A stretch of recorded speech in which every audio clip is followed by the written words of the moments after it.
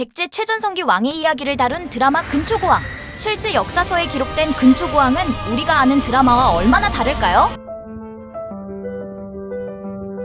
우선 고대사는 기본적으로 기록이 적다는 점을 이야기하지 않을 수 없습니다. 이처럼 부실한 역사적 기록의 퓨전사극의 트렌디함을 받아들이려는 시도가 이루어졌기 때문에 드라마 근초고왕은 별로 좋은 평가를 받지 못한 것이 사실입니다. 당초 그리겠다던 정복군주로서의 모습은 없고 군주의 집안 싸움이나 애정구도만이 강조되는 사태가 벌어지게 되었고, 그 와중에 등장인물들도 전후 일관성과 설득력이 떨어지면서 시청자들에게 어필하지 못하였습니다.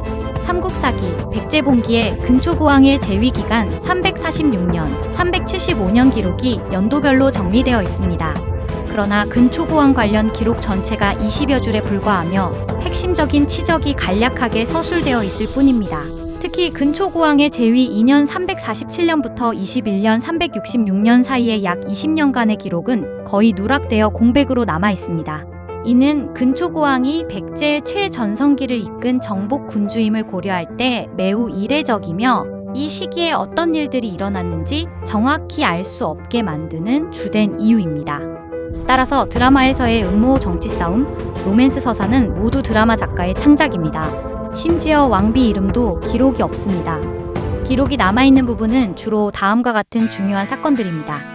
371년 평양성 전투에서 고구려 고국 원앙을 전사시킨 대승기록, 백제의 공식 역사서 서기 편찬 지시, 요서 진출, 외화의 교류 등 활발한 대외 활동에 대한 언급.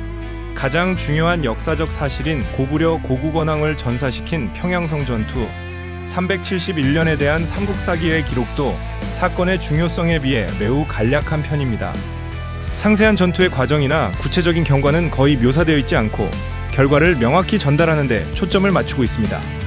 겨울 10월, 임금이 태자와 함께 정예군 3만 명을 거느리고 고구려를 침범하여 평양성을 공격하였다. 고구려왕 사유가 필사적으로 항전하다가 화살에 맞아 죽었다. 임금이 병사를 이끌고 물러났다. 필사적으로 항전하다가 화살에 맞아 죽었다는 표현만 있을 뿐 구체적인 공성전이나 전술 묘사는 없습니다. 고구려 봉기에도 임금이 병사를 이끌고 방어하다가 화살에 맞았다. 이달 23일에 임금이 돌아가셨다. 고국의 언덕에 장사 지냈다 정도로 화살에 맞았다고 기록되어 있으며, 백제 봉기와 마찬가지로 누가 어떻게 쏘았는지에 대한 상세한 묘사는 없습니다.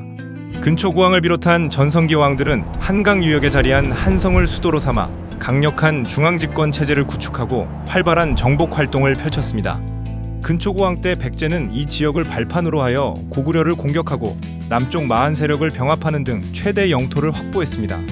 근초고왕 때 전성기를 이룬 백제의 영광은 불행히도 그 후손까지 길게 이어지지 못합니다. 근초고왕과의 전투에서 사망한 고구려 고국원왕의 손자가 무려 최고의 정복군주 광개토대왕이었기 때문이죠. 그리고 5세기 후반, 광개토대왕의 아들인 장수왕의 남하 정책이 본격화되면서 백제의 한강 유역 지배권은 종말을 고했습니다. 한강 유역을 완전히 상실한 백제는 왕실과 귀족들이 남쪽으로 피난하여 웅진 지금의 공주로 천도할 수밖에 없었습니다. 이 사건은 백제의 가장 치욕적이고 뼈아픈 패배로 기록되며 백제의 영토와 국력이 크게 위축되는 계기가 되었습니다.